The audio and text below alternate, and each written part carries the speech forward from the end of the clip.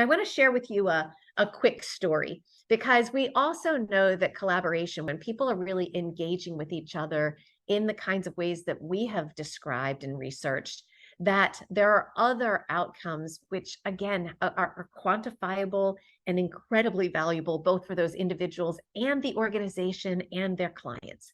So I had the privilege quite some time ago of, actually, it was around the time that Denise and I met back in 2013.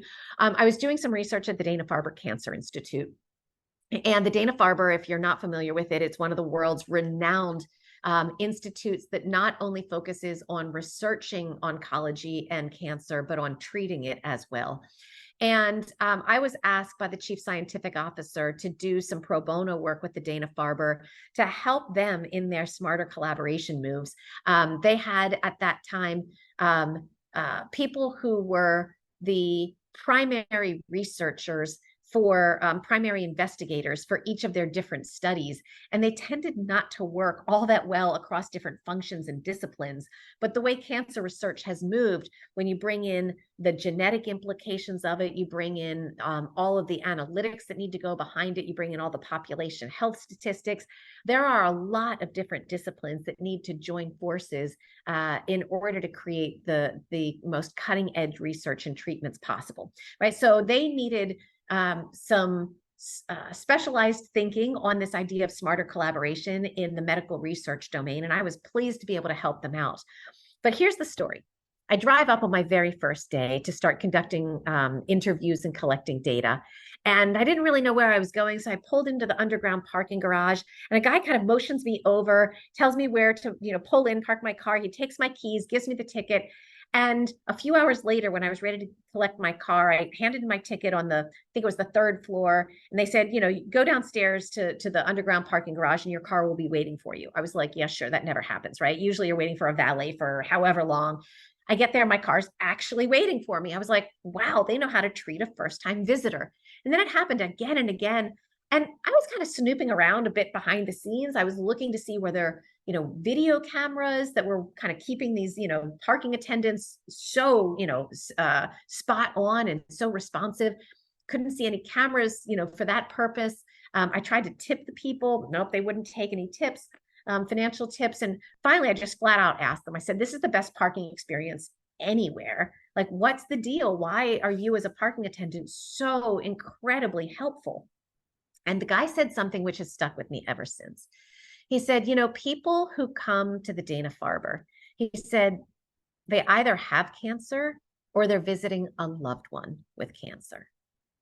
He said, I, as a parking attendant, want to help them so that the last thing they have to worry about is parking their car. So think about this.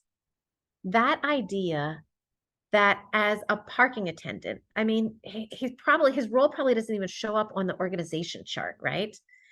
As a parking attendant, he felt like part of the team at Dana-Farber who were contributing to a better experience for patients and their families.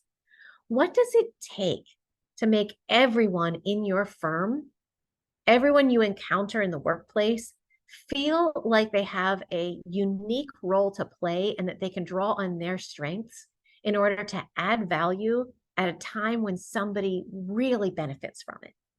That's the kind of meaning, that sense of meaning and purpose that gets created when you are genuinely looking at every human being and saying, what can they do that would create a benefit for the people that we're trying to serve? That's huge.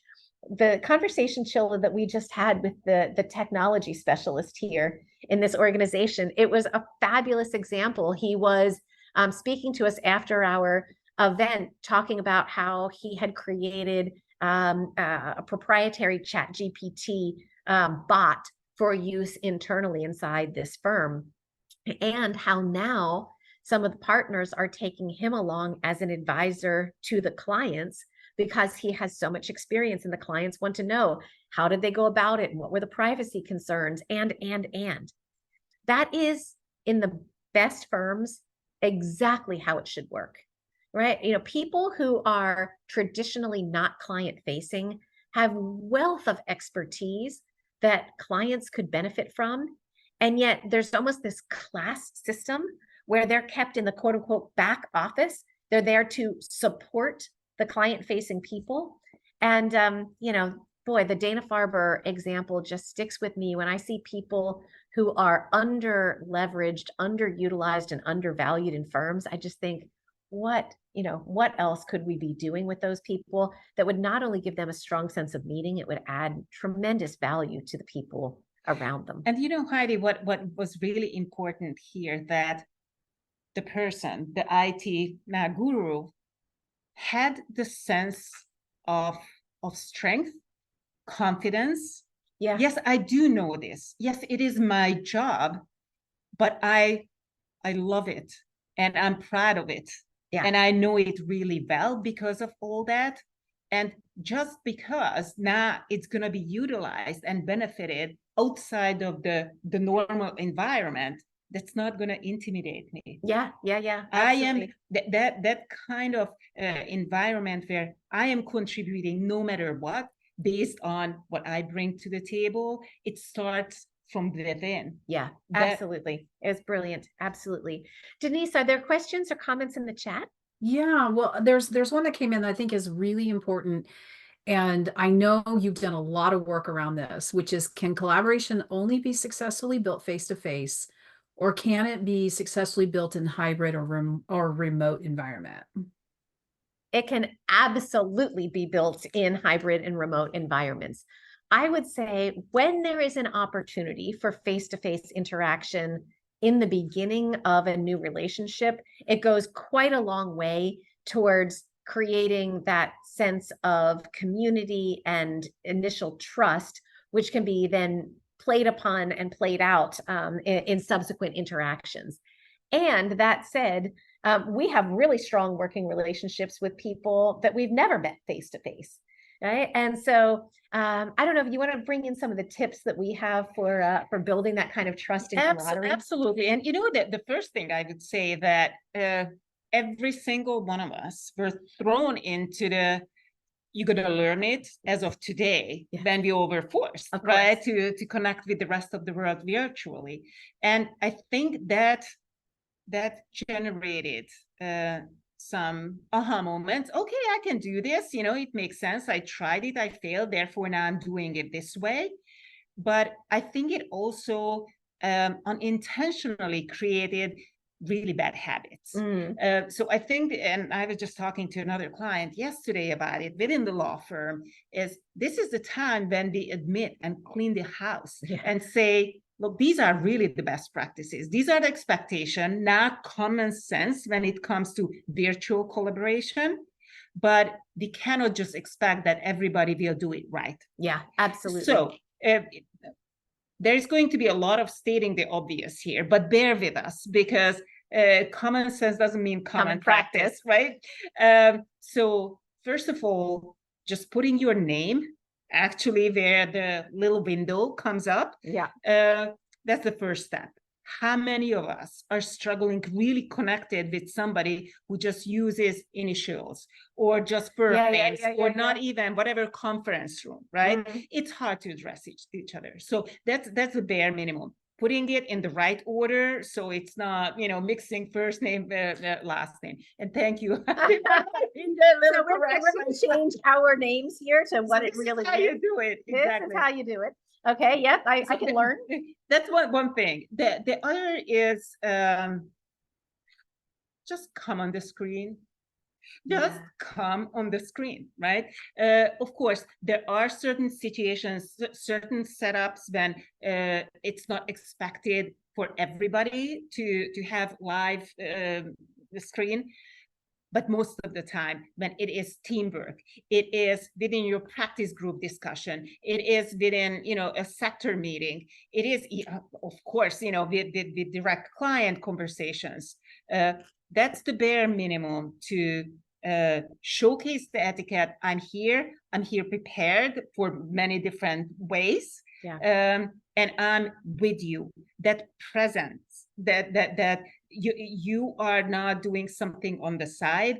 I think that kind of respect and strength you are building yet again, around yourself comes through the screen. Absolutely. And, I think, my co-author, Ivan Matviak, and I wrote a couple of pieces on this. If you're interested, we're going to reference some of the research we've been doing along the way. And if you're interested, email either of us or Christine at gardnerandco.co. She's our communications director, and she can get those articles right out to you. This one was how to build trust in a remote environment or something like this, right? So trust is absolutely crucial for collaboration. Two kinds of trust. One is the kind of competence trust where I believe you're going to deliver high quality, you're going to stick to standards or exceed expectations. That kind of quality, trust rather, is less likely to erode in virtual environments or with remote working. What does tend to erode is the interpersonal trust. There's a lot of misunderstanding that can happen, especially, as Chilla was just saying, if you don't have the visuals, right? If I make a snarky, sarcastic comment and you can't see me kind of laughing about it, you might actually take me at face value. Could be, completely misinterpreted. So the remote environment can undermine the sense of interpersonal trust. And you've got to work that much harder to send loud, clear signals that you are trustworthy. And, as uncomfortable as it can be sometimes, or as much of a hassle as it might be, turning your camera on can be one of those signals that you are trustworthy. So lots more to say on this, but we appreciate the question very much. A couple other, we'll touch on them really very, very quickly right now so that we can get into some of those how-tos. A sense of power that can come with smarter collaboration. It's a very important outcome for many people who might struggle to claim power. They can be a very clear recipient of greater power by dint of their expertise. So what do I mean by that? If you create the environment where smarter collaboration is more likely to flourish, power is more likely to flow to people who deserve it because they have expertise or different points of view or strong perceptual contributions that they can make. And that gives them power through their knowledge. And that is an incredibly, incredibly important source of power, especially in the legal environment, right? And yet, if you have an environment where people aren't encouraged to speak up, to challenge the status quo, to challenge each other and debate ideas, to bring in questions or remarks from out of left field, it's harder for people to claim the power that they deserve. And so there is, a fair amount of association between smarter collaboration and a greater spread of power throughout an organization, which is really important for people, as I said, who may, for cultural reasons or a whole lot of other confidence reasons or something else, not claim power for themselves. This is a more legitimate way for them to capture what's deserved.